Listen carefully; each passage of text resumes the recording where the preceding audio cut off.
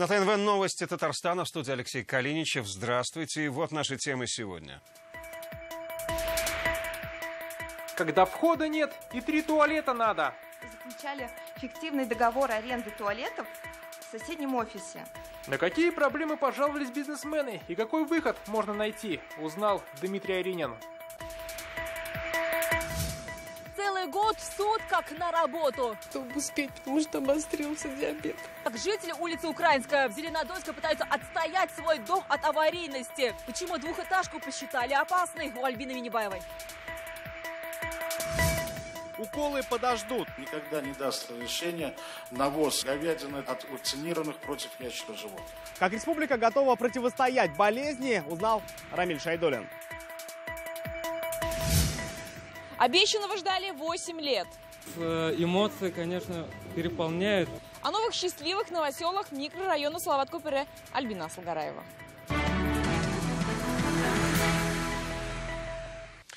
Одних входа лишают, с других 3 туалета требуют, с третьих каждый день по новому разрешению просят. На целый ряд препонов, мешающих бизнесу, сегодня жаловались Рустаму Минниханову. В Казани прошло расширенное заседание Совета по предпринимательству.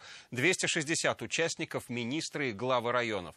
Как президент помог найти выход в, казалось бы, безвыходных ситуациях, наблюдал Дмитрий Аринин. Сейчас бизнес охотно облюбовал первые этажи жилых домов.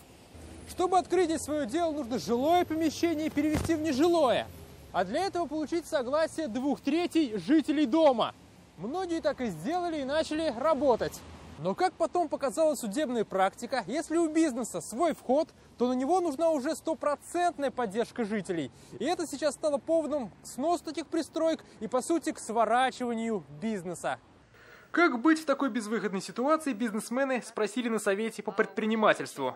Наши постройки были признаны почему-то незаконными, самовольными, а значит, подлежащими демонтажу. Есть профессия, есть для этого помещение, оно в собственности, но попасть она туда не может. Как ответил Рустам Минниханов, решение проблемы уходит на федеральный уровень. И здесь нужно поработать нашим депутатам, персонально Александру Сидякину. Искупай свою депутатскую зарплату. Сейчас вносим оперативно ко второму чтению законопроект 1. Ну и мной подготовлено обращение на имя председателя Верховного суда Лебедева с просьбой все-таки практику здесь судебную детализировать. Еще с одним правовым препоном столкнулись частные детские кружки. Им, как образовательным учреждениям, нужна лицензия, а для этого необходимо выполнить ряд правил. Например, обзавестись 3 туалетами, а это накладно. Потребуется вложение не менее 1 миллиона рублей. Получается, открываться, в принципе, нерентабельно. Например, мы, чтобы получить образовательную лицензию, заключали фиктивный договор аренды туалетов в соседнем офисе. Здесь решение проблемы тоже во власти федерального центра. Но Рустам Минниханов поручил профильным чиновникам найти помощь и на местном уровне. Если ребенок на улице играет, значит, ни туалет, ничего, никто ни за что не отвечает. Здесь люди, которые отвечают. Значит, или название услуги надо сделать так, чтобы она подходила. Нам важно занять детей. И таких проблем немало. В целом, как показало исследование делового климата в республике, позитивную оценку заслуживают только 13 муниципалитетов. Рустам Минниханов призвал чиновников всех уровней не устраняться от проблем бизнеса и помогать им в работе. Дмитрий Аринин, Андерсон Тальцев, ТНВ, Казань. Они бы тоже попросили совета у президента, а пока ходят в суд как на работу. Жители второго дома по улице Украинская, Зеленодольска, пытаются вывести свою двухэтажку из аварийного статуса. Некоторые покупали это жилье на деньги, которые были выделены как вдовам ветеранов. Альтернативы у них нет. На чью сторону встал суд, увидела Альбина Минибаева. Боремся за наше жилье. Другого не будет, потому что... Весь последний год Аделя Валеева с семьей пытается спасти свою квартиру. В 2011-м их дом исполком признал аварийным. С окон не дует, с потолка не течет. Но чтобы доказать целостность двухэтажки, этих аргументов оказалось мало. Куда хуже дома есть, которые даже ремонту не подлежат. Второй дом по улице Украинской, и жители здесь остались как будто бы на краю, один на один со своим возможным выселением. Буквально через один дом стоит такая же двухэтажка. Жильцы просто не понимают, почему их дом не могут точно так же отремонтировать. Не вижу, чтобы было трещины.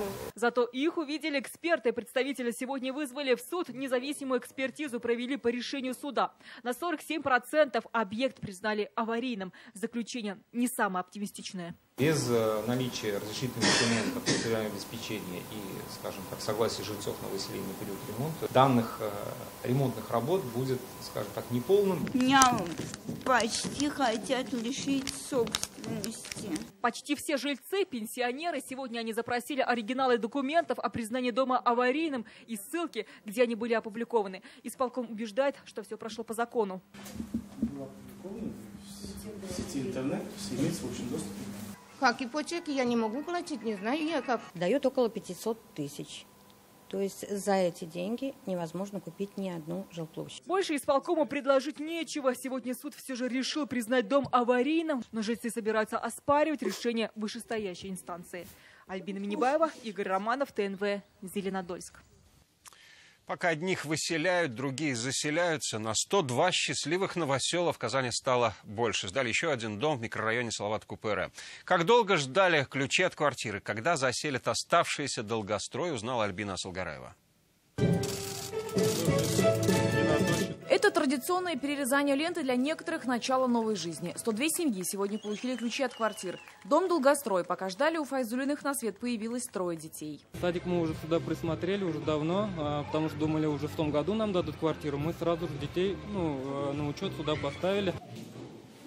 Какая красота! А Минигалиевы уже распределили комнаты и заказали мебель. Заехать хотят сегодня же. 3-комнатная, теплая, своя. Очень шикарная, очень красивая обои, но ничего доделывать не нужно абсолютно. За жильем в новом районе очереди. Сюда заезжают ветераны и участники программ переселения из аварийного жилья и социальной ипотеки. Для ускорения процесса строительства сложные дома были переданы другим подрядчикам. Ждем до конца октября еще сдачу дома 12.1.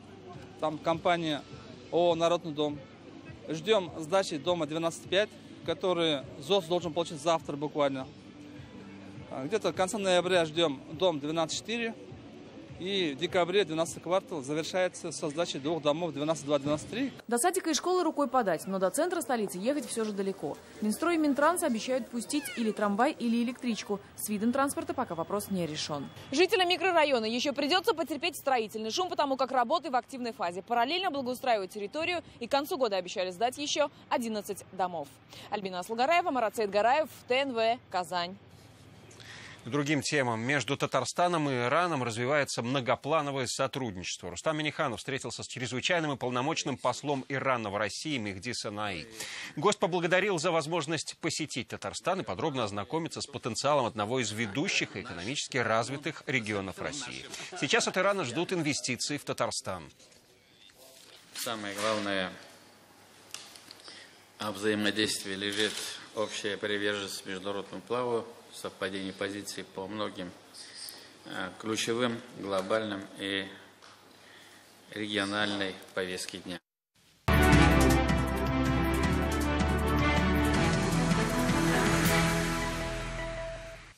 Уколы от ящура не панацея, а лишняя головная боль. Татарстанские ветеринары отказываются вакцинировать скот. Объясняют это тем, что мясо вакцинированного животного уже вызывает опасения. Пока в республике ни одной зараженной буренки, зато в Башкортостане вспышка вируса. Рамиль Шайдулин с подробностями. Как дела? Ничего, хорошо, рад посмотреть. Ну давай посмотрим. Давай. Дважды в год подворье казанца Альфреда Марданова навещает ветеринар. Исследовать коров на все, от чего скот может пасть сам и заразить других. Сибирскую язву, туберкулез, лейкоз, а теперь и ящур. Бояться не стоит такого уж, конечно. Но если заболеет, уж придется уж ликвидировать ее. Все. Ну не дай бог. Коровы здоровы. Ветеринар не нашел симптомов болезни, что ясно без шприцов и пробирок. Ящур – это не хронические заболевания. То есть его нет смысла проверять по крови. Она если попала, то симптомы появляются сразу. Сыпь, высокая температура и слизь из носа. Ветеринары раскрывают главные симптомы вируса. Везде болеют одинаково. И в Африке, и в Китае. С ящуром борются по всему миру. Ветеринары уверяют, что ящур уничтожает кипячение, если он в молоке, или длительная жарка, если он в мясе. Но обезопасить продукты не после готовки, а до сложнее. Вакцина пока запрещена. Ни один благополучный регион никогда не даст разрешения на ввоз самой там замечательной свинины, говядины, там чего угодно, кормов, если оно получено от вакцинированных против ящера животных. Поэтому мы мясо из Башкортостана не завозим, а от болезни стерегут посты. Сегодня их 11. Рамиль Шайдуллин, Амир Залюшев, Данил Филатов, ТНВ, Казань. Берегись пешехода. Уже сегодня штрафы для водителей, не пропустивших людей на зебре, выросли. Закон приняли в Госдуме. Теперь максимальная планка за подобные нарушения повышается до 2500 рублей. Размер штрафа будет определяться в зависимости от тяжести нарушения автолюбителя. Здесь зебры еще нет, но жители рады и простой дороги. После серии наших репортажей на улице Подгорной в Лениногорске наконец-то положили асфальт. Больше 10 лет, какие-то полкилометра, были настоящим кошмаром местных жителей. Как преобразилась улица, увидела Лина Зинатульна. Радостный смех на улице Подгорья теперь звучит гораздо чаще. По новой дороге дети с радостью идут в школу, пожилые ходят друг к другу в гости. Даже такси приезжает сюда без проблем. Мы же здесь не могли ни пройти спокойно, ничего, ни скорую вызвать. У меня внучка инвалид, ДЦП. Некоторый раз даже в школу ее везти нельзя было, так как машина ломалась по такой дороге. Чтобы в этом убедиться, достаточно вспомнить наши репортажи. Бездорожье на Подгорье мы показывали не раз. Приезжали и зимой, и летом, последний раз в июле этого года. Каждый раз администрация обещала, дорога будет в 2018-м. На сегодняшний день у меня в плане здесь стоит щебенение данной улицы, выравнивание профиля. И на 2018 год я сюда планирую положить уже асфальтобетонную смесь. Получилось даже раньше. Нам хочется, самое главное, спасибо сказать. То, что у нас появилась дорога, это телерадиокомпания ТНВ. То, что вы по первому зову нашему обращались, с нашей проблеме помогали решать. Благодарны жители и местной администрации. На Подгорье больше 30 домов и около сотни жителей. Среди них и многодетные семьи, и ветераны труда. Лена Зинатульна, Фаат Гайсин, Булат Шафигуллин, ТНВ, Лениногорск. ДК железнодорожников в Юдино не закроют в следующем году. Здесь отпразднуют столетие поселка. Дворец посетил мэр Ильсур Медшин и сообщил, что здесь планируется ремонт.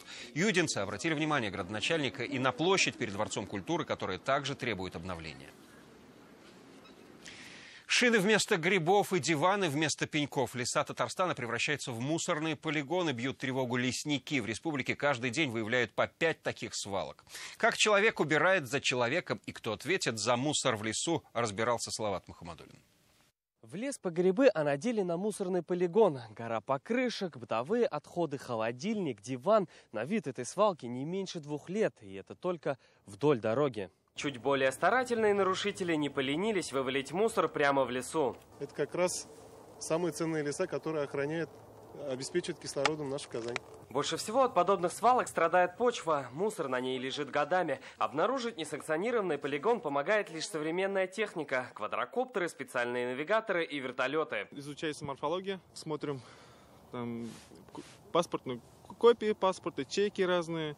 Если его найдем, будет привлекаться виновник, кто совершил это правонарушение. Иначе убирать свалку придется собственнику земли. Чаще всего это местные исполкомы. Когда дело касается массивов, то в деле уже инспекторы лесного хозяйства. За нарушение правил санитарной безопасности в лесах штраф для граждан составляет от 1 тысячи до 2 тысяч рублей, на должностных от 10 до 20 тысяч. Плюс возмещение ущерба окружающей среде. Только в этом году по республике обнаружено почти 1500 свалок. 90% из них уже устранено. Салават Мухаммадуллин, Александр Лобанов, ТНВ, Высокогорский район. С дольщиками ЖК «Миллениум» сегодня встретился депутат Госсовета от фракции КПРФ Артем Прокофьев. Пострадавшие поделились тем, что 3 года назад их дом был готов на 90%, а сегодня уже на 65%. Заброшенный объект со временем попросту разрушается. Все проблемы, которые они озвучили, и те варианты решения, которые они видят для выхода из этой ситуации, мы все это аккумулировали на сегодняшний момент в один реестр.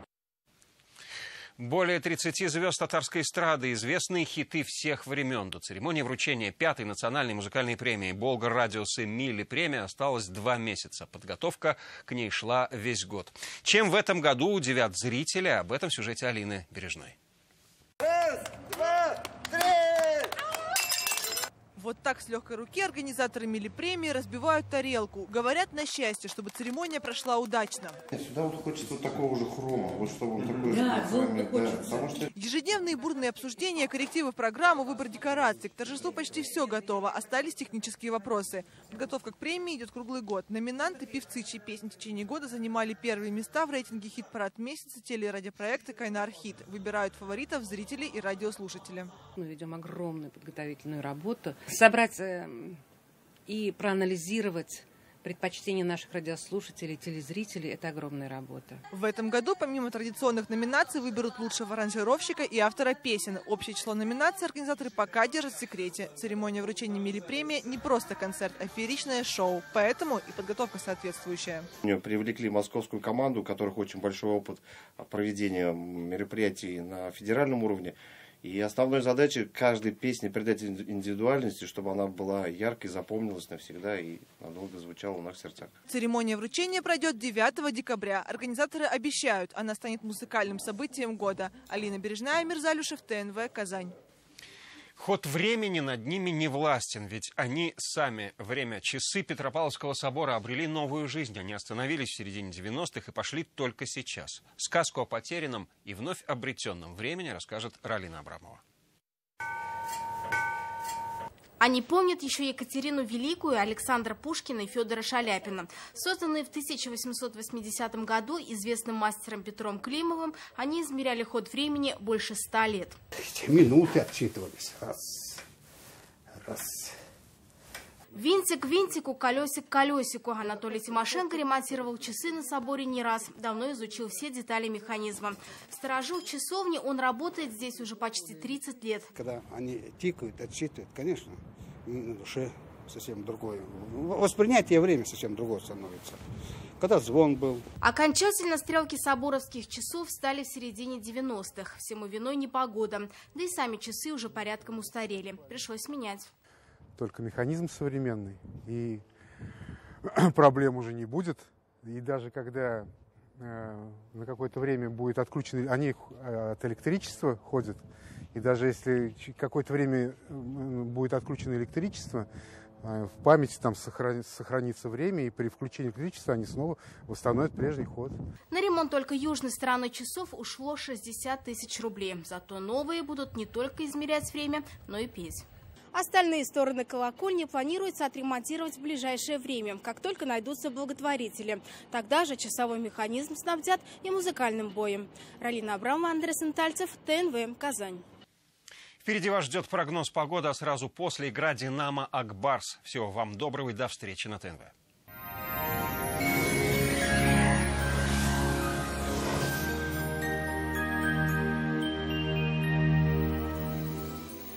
Здравствуйте! Поговорим о погоде после полезной информации.